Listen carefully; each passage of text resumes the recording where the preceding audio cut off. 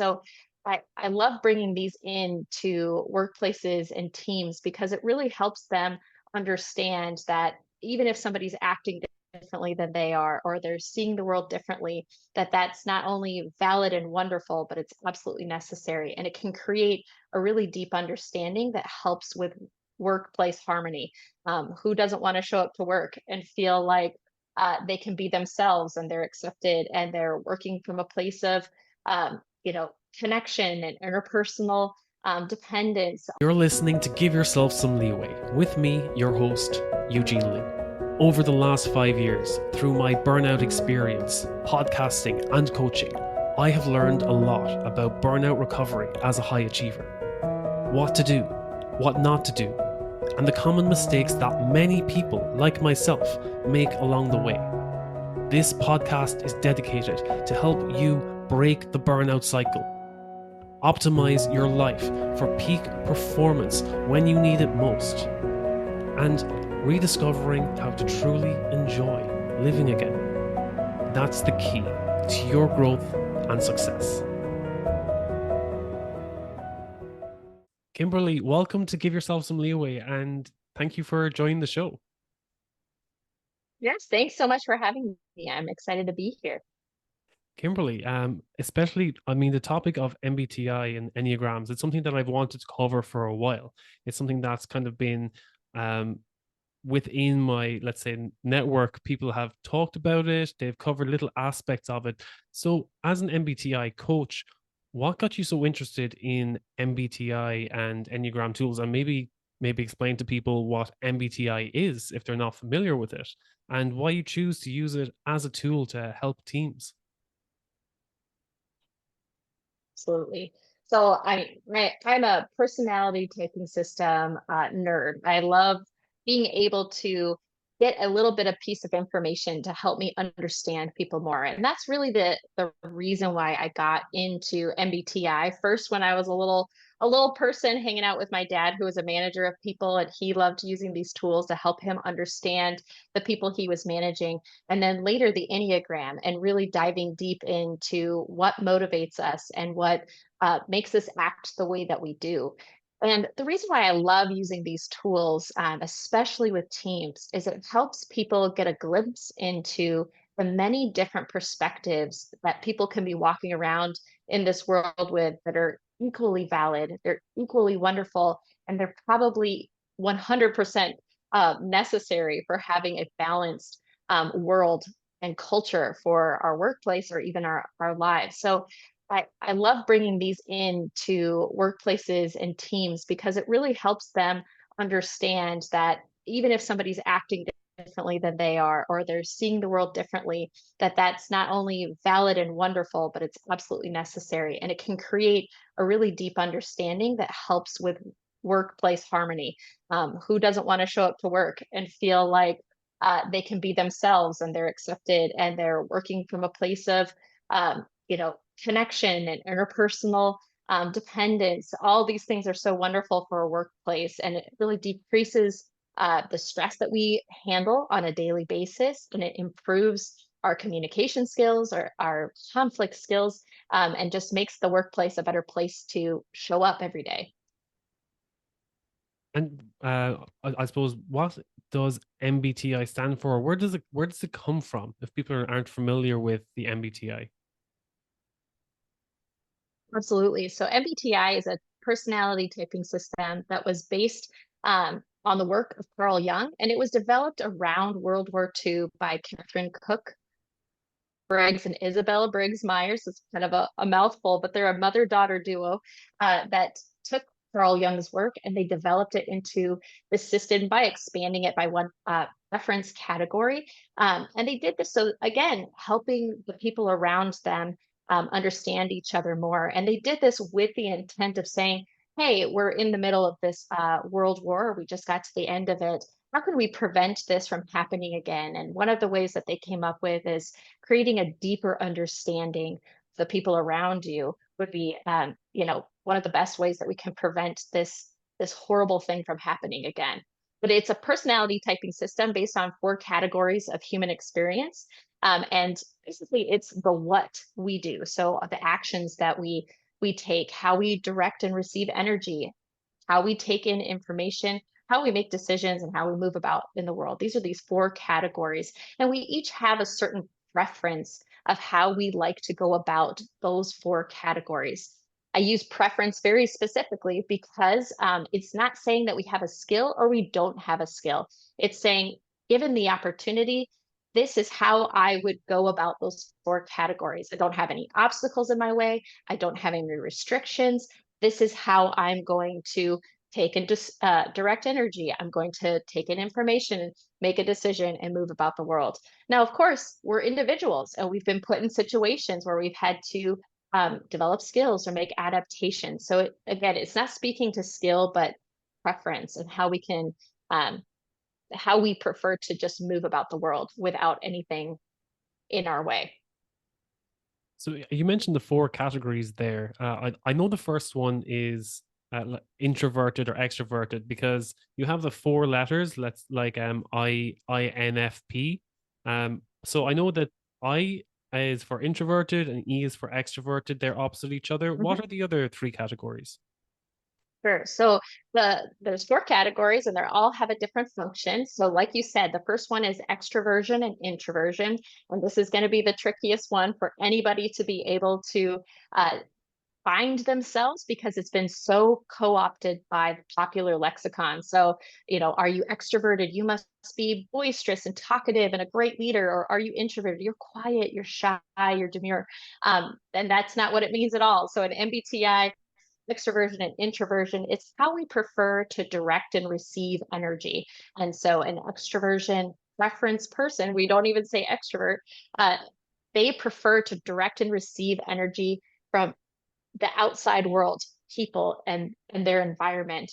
Those with an introversion preference prefer to direct and receive energy from reflection and the inside world. So that's the first category. The second category is sensing and intuition. And this is how we prefer to take in information. Those with the sensing preference prefer to take in information through their 5 senses. So they're very practical. They're taking in information from the present tense. They very tangible. Those with an intuition preference, they like to take in information through connections between data, the relationship between data, the big picture that can be a little bit more abstract and very imaginative and creative. The next preference category is feeling and thinking. So this is how we prefer to make decisions. For those with a feeling preference, this does not mean emotional. Those with a feeling preference prefer to place themselves in a situation and look how this decision is going to affect the people around them and how it relates to their inner values. So they're going to be trying to make decisions that promote harmony and compassion and empathy for the people around them. The thinking preference individuals are going to be those who kind of do the opposite. They like to take themselves out of the situation, take and look at the bottom line, the cause and effect, the logical side of this decision. Doesn't mean they don't like to think about people, but given the option, they're going to prefer to become cool-headed, objective, logical cause and effect when making decisions. The last category is going to be judging and perceiving. And so this is how we prefer to move about the outside world or interact with the outside world. Those with a judging preference, that does not mean judgmental, means that they prefer to move about the world in a planned, strategic, settled, closure type of way. When they're given a project, they like to make stepwise increments towards the end of that project, and they like to avoid any last minute stress. That's not a good thing. Those with a perceiving preference, they like to move more spontaneously and freely. They like to take in information at all points of the project, and a little bit of last minute stress, that's kind of exciting for them. So those are those 4 categories. And each of us chooses one of those preference sides. We can choose more to the extreme or more to the middle of that preference line. But each of us has a way of moving about things that is the most natural for us. So this is not saying we don't have skills, that we can't draw on areas from the other side of the preference. But again, given the opportunity, no obstacles to that, that's where we're going to stream into. I think that's a very important point as well, because I know a lot of people who do a test and they say, "Oh, I want to find out what my personality type is," and as soon as they find out, okay, these are my four letters, INTP or INTJ or ESFP or something, and then they say, "Oh, that's what I am." And they have like titles for each category as well. They, oh, you're a hero or a guardian or a mastermind. That's what I am. And then they say, okay, these are what I'm good at and these are what I'm bad at. And they put that boundary or limit on themselves and say, oh, but because I'm a hero or because I'm a peacemaker or a guardian, I can't do this, or I'm not really good at this area. So they avoid it.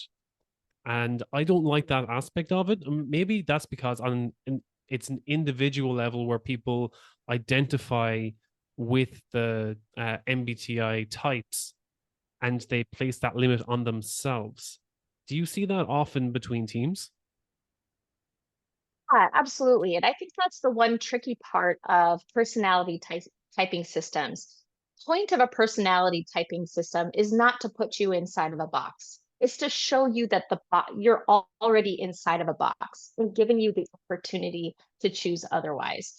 So that applies a lot to the Enneagram world where we're really functioning with this shadow side that's outside of our awareness necessarily. But with MBTI, it can be also the same.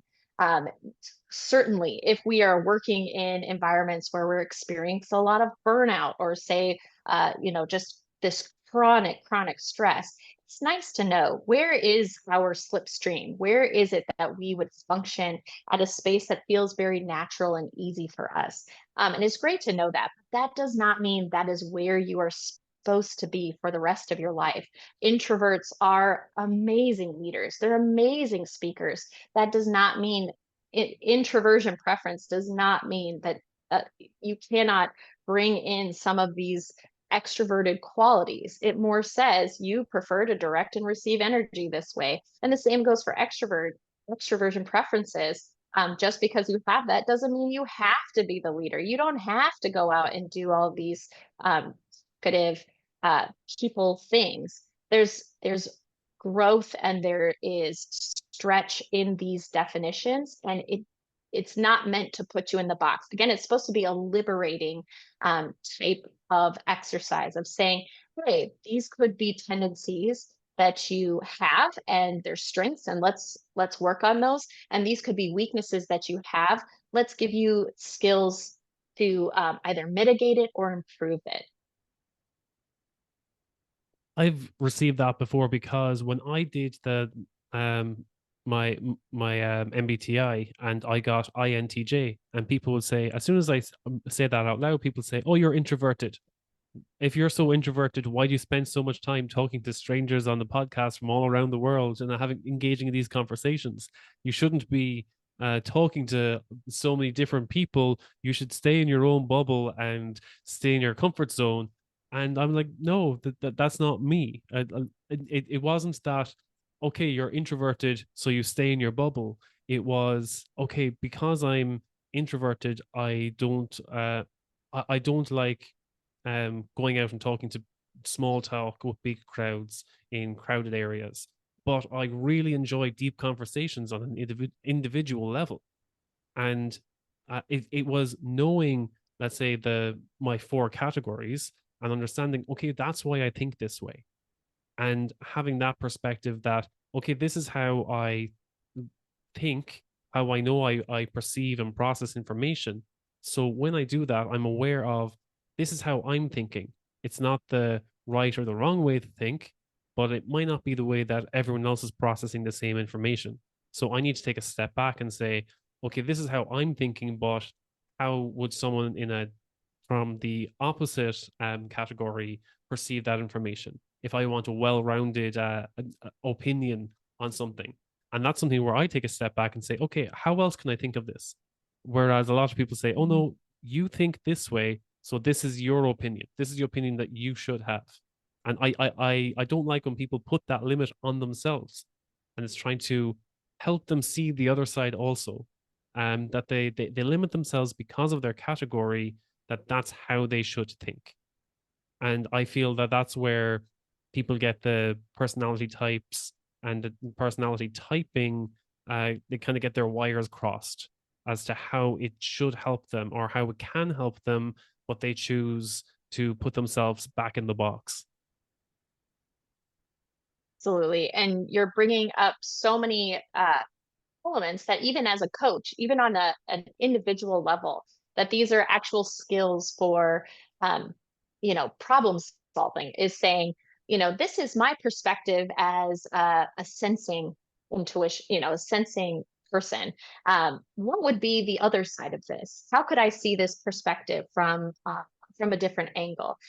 This is how I would make decisions if I was a feeling preference. How could I make this decision if I was a thinking preference? And using that ability to flip flop now that you know that that's your natural inclination and that there's an equally valid opposite inclination or myriad of different inclinations. How can you use that information to improve your perspective and create better solutions? That's the benefit of having a team of people, is not that everybody is the exact same person, but that we actually have a whole team of people who see the problem from different angles. We need that. And the other part of that is, like you said, showing you that you're in your box. The whole point of personality typing systems is to increase your self-awareness. So we're trying to improve people's emotional intelligence so that um, they can show up better. They can say, oh, you know what? I am looking at this perspective from a sensing perspective. I can be open to that there's other perspectives that are equally valid. That's good for an interpersonal relationship, and that's good for your own life and getting more perspective, being more open. And it sounds like a lot of the time, people I know, when they do MBTI, they do it from an individual perspective. They want to get to know Mhm. themselves better. But I feel when it comes to using it within teams and within businesses and companies, that it might seem very personal for someone to share that information or to be vulnerable in that way with their team, to be able to share, this is how I think of something, or this is how a certain uh, information affects me personally. This is how I perceive it. It feels like Mhm. I know some people that would feel being vulnerable in the workplace is like giving something away, that they've held a facade for so long that if they were to share Mhm. something so personal, that they would lose the safety or security that they created for themselves. So how do you implement something like MBTI into the workplace? Do you need to warm up or create a space, let's say, of psychological safety for the team first before you can introduce it? Is it something that you need to work with a manager beforehand to make sure that their team is okay with it? How would you introduce that into the workplace? Absolutely. And this is an amazing question and something that should really be thought of at the managerial level before it's brought into your team. And the first thing I would say is that there is this, idea that being a person at work is, maybe takes away your edge of, climbing the hierarchy or whatever it is. But very much so in the workplace anymore, your emotional intelligence is becoming your ceiling. It's not skills, it's not intelligence, it's emotional intelligence. Your ability to work with other people, communicate what you mean, mitigate conflict. This is going to be the ceiling for a lot of people's growth within an organization. So it is important. It feels like a soft skill, it feels like maybe a waste of time, but it really is going to be more and more, especially as the next generation comes to play, going to be your cap, your ceiling for growth. But like you said, bringing it into the workplace needs to be done very intentionally. So you mentioned psychological safety. Absolutely has to have a psychologically safe place to bring in personality typing systems that expose inner workings of people's lives. This is not easy stuff to look at. The MBTI is a little bit easier to handle at the workplace level than the Enneagram, but they both require a ton of psychological safety. And what mean by psychological safety, it means that people can have differing opinions, they can take interpersonal risks, and they can make mistakes without having negative repercussions from leadership or from team members. So it has to be in both spaces. If they feel like they have leadership who's going to be coming down on them every time they make mistakes, you're going to find a whole team, even if they take MBTI, they're all going to be trying to be exactly what that leader wants. And that's not a meaningful conversation. If they feel like they're going to get negative repercussions from their teammates through gossip or exclusion or whatever it is, again, same thing. Nobody's going to want to be honest about who they really are. And there's going to be no meaningful growth or conversations from this information. So that's one thing. And the other thing that you mentioned is absolutely spot on, is getting that managerial and leadership team in first. I have a lot of business owners and teams come up to me and say, hey, where should we start with this? And I'm going to look straight at the team leader and say, with you, let's work on you. Get the team leader to become more self-aware, learn more about themselves, have them really buy into whatever personality typing system feels important to them. And that's going to be the best way and the best avenue for them bringing it to the team. Because if the leader is on board, they know the benefits of a true personality type, so something that's really accurate. They're going to have had time to digest how they want to use it in the team, and they're going to know how to improve their conflict and communication because they've done it. So they're going to be able to bring that enthusiasm and that direction to the team instead of, sometimes MBTI can be used a little bit like a party game. And believe me, it's fun, like there's nothing wrong with that. But bringing it into the team, everybody takes a test. Who knows if it's right or not? You talk about it for an afternoon and then everybody lets it go. So if you want some meaningful change in the workplace, definitely psychological safety, having that team leader on board.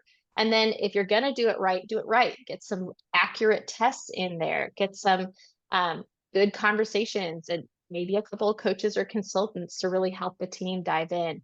And the last thing I would say is, well, the last two things. One is not using that information for stereotyping, like we had said. So once the team members are settled in their type, avoiding the stereotypes. If you haven't asked, you don't know the answer to people's preferences. So really keeping the communication open with that. The last kind of, bringing it into a team, making sure that you have a point for it, have some kind of direction. Otherwise, it is a fire hose of information.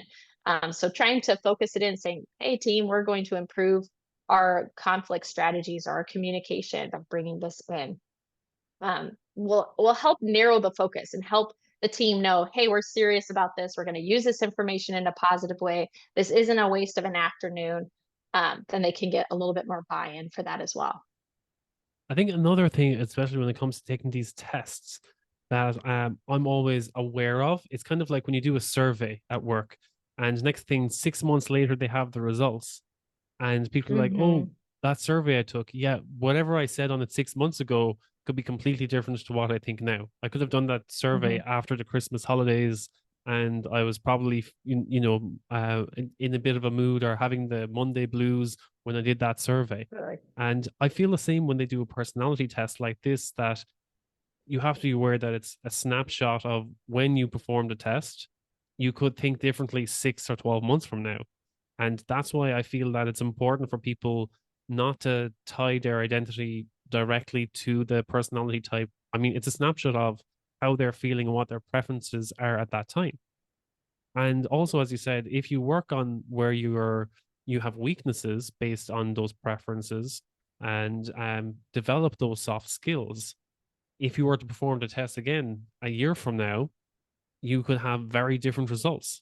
You might find that because you've worked on those areas where if you didn't like public speaking because you realized you were introverted and you were given the opportunity to practice public speaking, and next thing you were a bit more confident and you preferred putting yourself in those positions where you could talk more openly in public, or you were more confident in yourself that you didn't mind sharing that information a bit more openly. And it helps you to, again, develop your personality over time. It's not about trying to change people. Here's your personality type and we want you to change. But it's about being more aware. If you do want to develop yourself, we're giving you a tool where you can identify your strengths and weaknesses now, how you're interacting with the team, and how you can develop yourself. Am I understanding that correctly? Absolutely. So that's definitely what the tool is meant for, is self-awareness, improving, and interacting. Um, all of these skills that we, develop in adaptation and just intentionally improving them, that might not change our underlying personality type. In fact, the MBTI works very hard to show that even if people are retaking this test at many different times, that they're typically going to fall in the same categories. That doesn't mean that their skill sets in all of those categories haven't changed. It just means that that retesting ability means that um, they'll probably land in those categories. But you're absolutely right. It's all about self-awareness. Hey, this is the box that you're in right now. This is how you're showing up. Let's improve how you're showing up. Let's develop skills in areas that you want to develop skills. Otherwise, it's also normalizing people. There's also that other situation where somebody who has been hanging out with people who are not like them for a very long time have that feeling of like there must be something wrong with me, and getting a personality type and saying, oh no, I'm just a sensing preference, I'm not an intuition. And there's nothing wrong with that. It's just a perfectly acceptable preference to be in. I've just been hanging out with intuition people, and we've just been crossing wires the whole time. So um, yes, like you said, self-awareness, improvement, relationships. This is what it's for. And if you have, let's say, different personality types that clash within the team, you've identified them. Okay, maybe this is why people within the team are clashing heads or butting heads, is because they're let's say there are different personality types that just tend to clash a bit more, or bounce off each other. And if you recognize that within a team, does that help you to better resolve conflict within the team as well? It's like, okay, we recognize that these personality types might not always work well together because they have completely different perspectives on things. And if these are their preferences, they're probably going to want to resolve something in a completely different way. And also different, because they're processing the information differently. I found that there are certain people who burn out um, more often, or they're more likely to, or more prone to burnout as a result of how they process that information and how they take on their workload, or how much their workload affects them. And I feel that Mm-hmm. two different groups, given the same information, process it very differently, and some are more prone to overwhelm than the other. And then there is a conflict between the two, where the one that is not getting overwhelmed is saying, oh, maybe you're just not doing the work well enough, or you're not skilled enough or talented enough. And then you Mm-hmm. really start seeing the heads clashing. As how do you resolve the conflict between those groups after identifying, okay, maybe it's your personality types that are the issue here? Right. And so, anytime we're talking about personality types, we're not talking about self-mastery. And so there's this wide scale too, right? Of people being people who are aware of their stuff, they're aware of how they show up, they kind of own it when they don't show up how they wanted to. That would be kind of on that higher self-mastery. And then of course there's the low self-mastery where, denial of any kind of you know, of ownership of what's happening, and an inability to communicate things and in a positive way. So of course there's going to be a scale too. So it could be the exact same personality type that are clashing because of a low self-mastery person kind of coming in and spewing their stuff a little bit. But as far as resolving conflict using tools such as the MBTI, really where it's going to be used the best is going to be that understanding and awareness. So, certain areas such as time management, if you understand that a J is working with a P, you're going to understand that the P is not trying to drive the J crazy. They just work on time and projects differently. The J is going to want to make those stepwise progress, and the P is like, why are we committing to an idea like right now? We've got like 3 months. And so it's just understanding that we all kind of work at different paces, and creating space for that to be okay. So the conflict kind of coming in too, that piece coming in and the blaming and burnout, there's a lot there. There's definitely um, certain personality types that are going to have worse boundaries, are going to be more prone to overwhelm because of it, communication with the other types. It's a very complicated process, but definitely the best way that anybody can be helping themselves with burnout, I'll tackle that first, would be understanding where their preferences lie, where their slipstream is. And if they're being required to, work outside of that, what can you do in your life to eliminate or manage the stressors, the source of stress, and help you preventatively or in the moment manage the stress of it, that chemical wash of of all the emotions and all the overwhelm.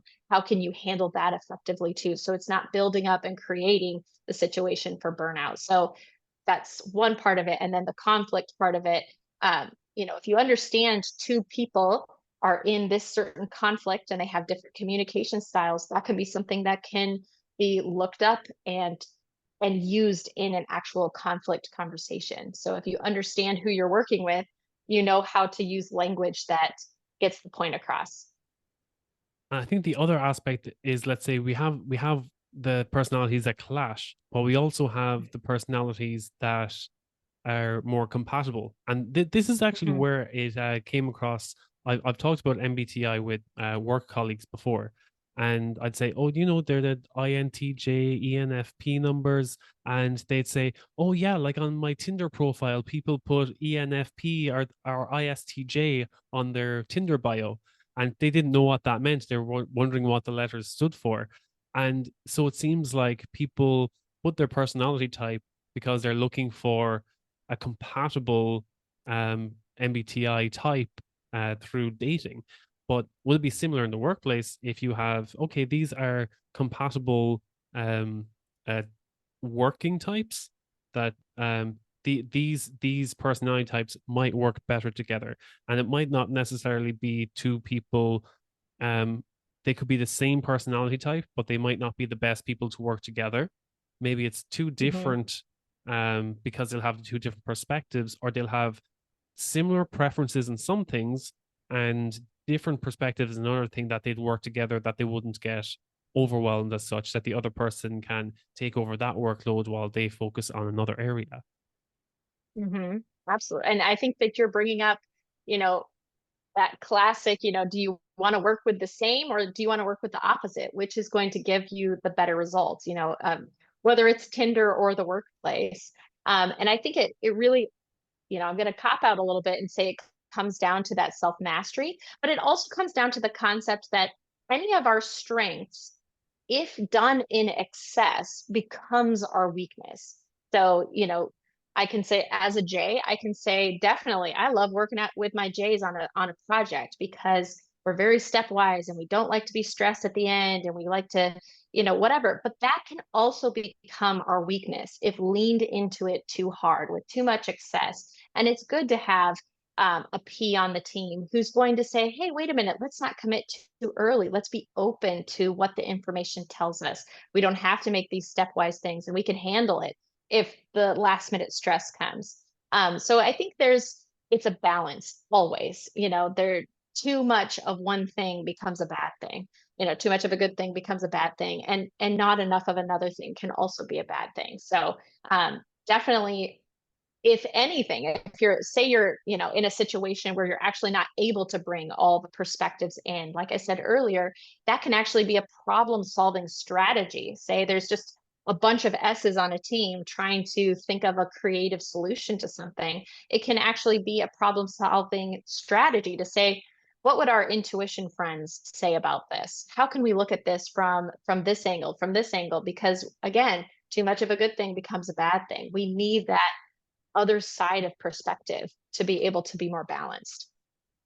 That's really interesting. I think so, you think that sometimes the team would consist of, okay, there must be a very diverse team here and everyone's going to have different personality types, but like thinking from kind of a logical way.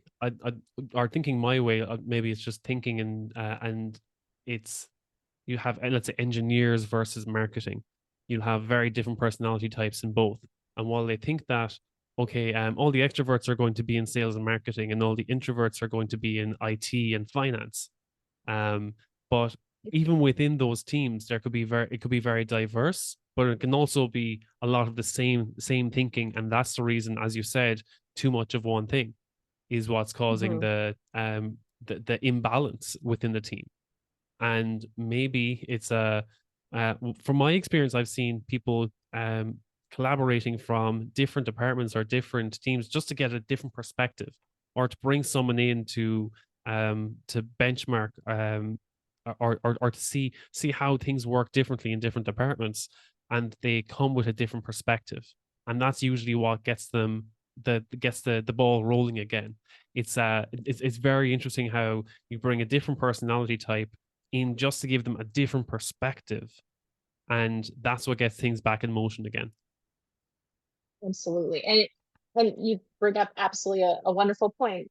Even if we're not talking personality types, and we're just talking about different departments in the same workplace, is, if you're talking small business, the front desk is going to have a very different point of view than, the client services people, or, the finance department, or whatever it's going to be. And having all of those perspectives is going to be what helps, like you said, get the ball going on creative solutions. What is the saying? Something like, we can't solve problems using the same thinking that got us into the problem. And it's the same way. And you'll see it a lot in workplaces where certain personality types or certain personality preferences find their way into the same um, area of the workplace, whether it is IT and finance versus marketing and front desk and sales. And it's very different, but you need all of it to be able to have a balance. And especially when you're in those problem solving situations, if you cannot come up to a solution, find somebody who has a totally different perspective than you, and you'll see all these solutions come come forward. And as we said before about, things can change every six or 12 months or something. If you're working with a team and you've identified their personalities, how often would you suggest reassessing the personality types within the team? Because as you start doing the work and people are more aware, as we said, they can choose to develop themselves in those areas, or at least be more aware of how they're working now. How often would you recommend? Is it out of curiosity, or is it out of just understanding the team better again, or maybe going a bit deeper? Um, how often would you check the Enneagram or the MBTI with the team? Absolutely. So with all of these personality typing systems, typically the idea is that your personality type was set a very long time ago. For the Enneagram, it was when the ego was developing around the age of 5. It's set. Now we don't see it maybe come into play until somebody's in their early 20s, where we can really identify it. But the MBTI is very similar. So even with somebody developing skills, it doesn't mean that their natural preferences will change. And so, as long as somebody feels really comfortable with where they landed, um, there shouldn't be a reason to necessarily need to retest, unless the person says, you know what, I realized I was going through a lot of, childhood trauma, or I was going through this huge move, or I was having this massive transition when I took the test. And now I'm feeling like maybe what I was reading and what I'm reading now doesn't really jive with me anymore. And I think I was taking on skills that were helping me adapt. And that requirement for adaptation has changed now. So then that would be the opportunity to maybe reassess this. I know there's another type indicator called the Colby, and it's about our cognitive styles. And that one, you know, they actually don't even allow you to retake it unless you give a good reason. Like, hey, I was like moving or moved jobs and I was taking this at the same time. Otherwise, they say it really is set, and that it's accurate enough that you don't need to retake this. What I would say, as far as reintroducing it to the team and making it fresh and ready for people to rediscover parts of themselves, is this is a massive system. And there's different parts of the MBTI testing as well. So there's a step 2 indicator as well. So there's step 1, that's going to be all your type, your main type, and then there's step 2 where there's all these facets of each of the 4 preference categories. So and you can have people take that and get a little bit deeper understanding. That's what it's meant for, is a deeper understanding of your type. And you can also be holding smaller workshops about, we're going to talk about leadership style. We're going to talk about communication style. We're going to, re-dive into how 2 types actually interact with each other. But as far as retesting, maybe not, but reintroducing it at a regular level so that the team feels like they're getting something out of it that helps them interpersonally and in their own personal growth, that for sure is, on a regular basis. Is there anything that I haven't covered in MBTI or Enneagrams here that, as it maybe a take-home message that you want people who are interested or curious about MBTI to take home?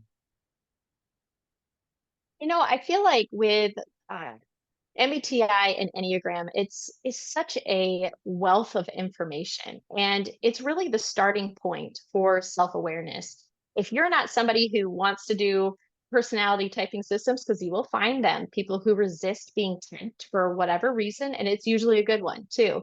Um, don't use that as a barrier for self-observation and self-growth. You can do a lot of wonderful things in your life without ever knowing your MBTI or Enneagram, because the whole point of MBTI and Enneagram is self-awareness, self-observation, personal growth, understanding your triggers and trying to mitigate them, showing up better in your relationships. That's the whole point of everything. So don't take these 2 tests and say, well, I'm not really interested in that. I guess I'm just going to be who I am. The whole point of all of this is improving our emotional intelligence and really impressing upon everyone that emotional intelligence, your ability to interact with yourself in a healthy way and with others in a healthy way, that's going to become the ceiling more and more in the workplace. Thank you, Kimberly. Thank you so much. Because MBTI is something that I've tried to talk about before, and it just gets so confusing or overwhelming trying to go through 16 different types. And then Enneagrams is just like a whole other level. So thank you for making it so concise, and especially going beyond the personal level and working with teams. And it's something that I always felt that as soon as I tried to introduce it beyond a personal level, people are like, oh, it's really interesting learning about myself, but there's no way I'm going to share that with anyone on my team. Absolutely. Absolutely. And something I hope that teams become more comfortable as this becomes even more used in the workplace, because it really is such a boon to interpersonal dynamics.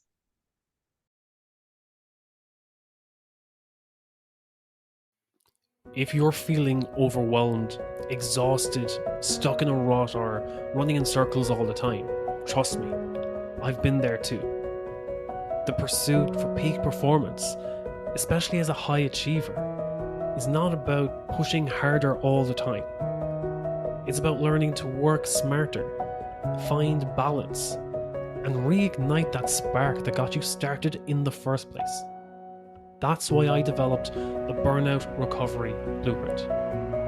Join me for 12 weeks to overcome your burnout. Let's break the burnout cycle and restore your vitality. Develop sustainable habits proven for peak performance when you need it most. Rediscover the meaning and purpose in the work that you do. And boost your productivity and impact without sacrificing your health. If you're ready to invest in your personal growth and success, let's break the burnout cycle together. Let's work together. Let's have that call. The link is in the show notes. Until next week, take care.